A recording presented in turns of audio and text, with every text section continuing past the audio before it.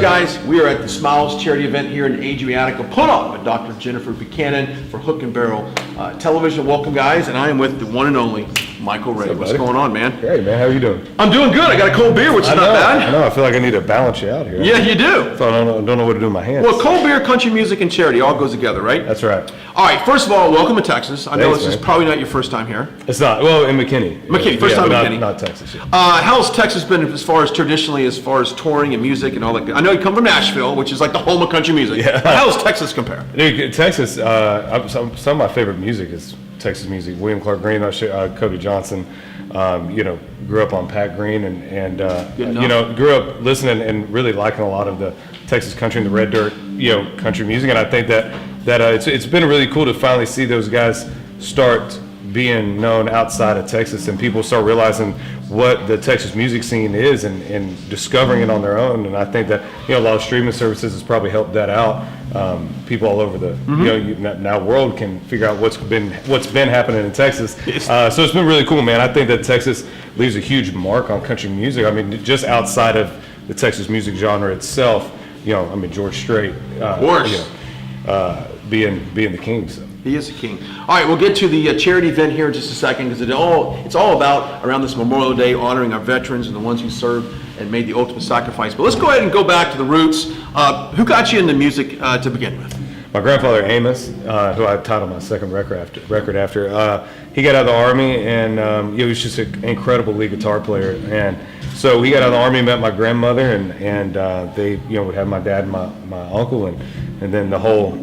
He's one of like 7, I think. My grandma's one of 8 or something like that. So everybody just started spitting out babies, man, around that time. So my dad had a lot of his cousins around the same age, and so my grandpa just literally, his passion for country music was, like he was doing it for a living. So you listened to him, you saw his influences. Now, who influenced you in your sound? Well, I think because of him and my family's band, growing up on a lot of traditional country, so I grew up on a lot of Porter Wagner, Ray Price, Earl Thomas Conley, Bobby Bear. Good stuff. All the classes. So I grew up playing in their band.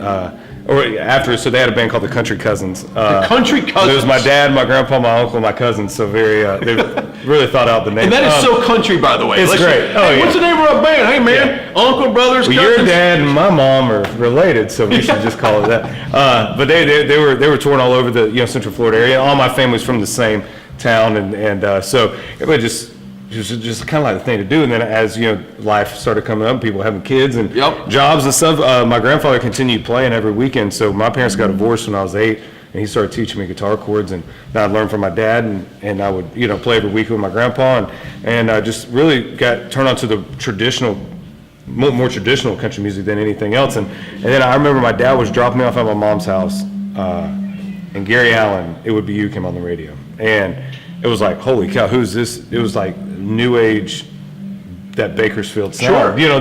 That Haggard and Dwight Yoakam and Buck Owens, this whole thing, but with his cool voice. And I was like, who is that? And so I think he's probably one of my biggest influences as far as I feel like I discovered him. It wasn't like my dad or my grandpa. And people went, hey, you should check this out. It was like, who is this dude? And so I think Gary was probably the first artist to really influence me on my own that I felt like I discovered. That's cool. All right, so let's go into the outdoors. You spent some time in South Florida, very known for fishing. Oh, yeah. You freshwater, saltwater kind of guy?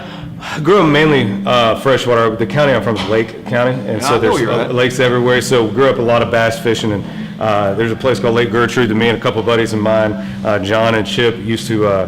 We spent about a couple of summers really learning those lakes. Because I used to be jealous of. Out here, my grandpa taught to his buddies, and my dad taught to his buddies, and they all knew these lakes like the back of their hand. And I was like, man, I want that. We'd hit up all the lakes and always fish, and we were part of the last generation, I think, that probably could take back when you could still bring your boat and everything to high school. So. Oh, totally. Yeah, we bring it out and then head it straight out. So mainly fresh, but then I do quite a bit of saltwater fishing when I can. And when you're with your buddies, what do you guys do? You listen to the music? Are you talking about life? Talking about fishing? Talking about girls? What are you guys talking about? A little bit of all the above. Okay, Our go-tos when Eric Church put out Sinners Like Me. That was our record. That was our record. And to give you a good laugh, John had this boat, and he installed the speakers and the CD player and stuff.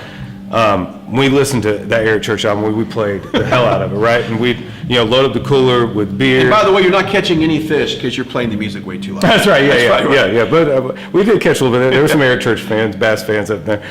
So he installed the CD player to where when it ejected, it hit the back of the steering wheel. So we literally listened to Eric Church because we wanted to, and then for about 6 months because we had to, because we couldn't get it out. We couldn't get the damn thing out. So we would just listen to Eric Church, man. Just honestly, I talk about life. And there's nothing more peaceful than being out on the water with your buddies and having some drinks and just kicking back and truly is the definition of unplugging, I feel. Yeah, outdoors. It's great to be outdoors. And of course, being based now in Nashville, got a lot of outdoor places to explore just outside that city. What a great area, right? Yeah, man, it's really cool. I feel like Nashville, you don't have to go that far to be in the woods. And I used to deer hunt a lot in Madison, and you feel like you just kind of turn off the highway and you're at a hunting camp. Yeah, it's great.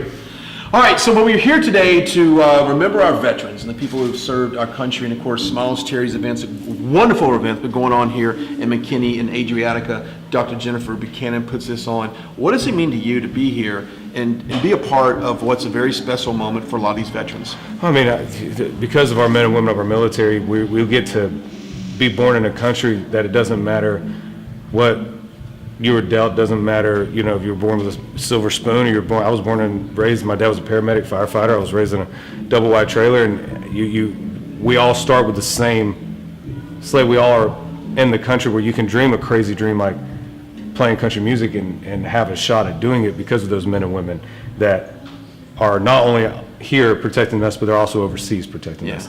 And I think that any time you can mesh what you love to do with a great charity and helping the veterans, that's what it's all about. And I think country music is just the ultimate language. We have a song for everything. It speaks to the heart, speaks to the soul, and I think that country music being your normal everyday person's music, it goes right hand in hand with the men and women that give us opportunity to make that dreams happen. Yeah, well, we're so glad you're here as we once again have another Smiles charity event. Of course, Hook and Barrel Television is here to bring it all to you. Michael Ray, there you go. Check out your music work. Where can people go right now to get it? MichaelRayMusic.com. There you go. We'll see you guys next time.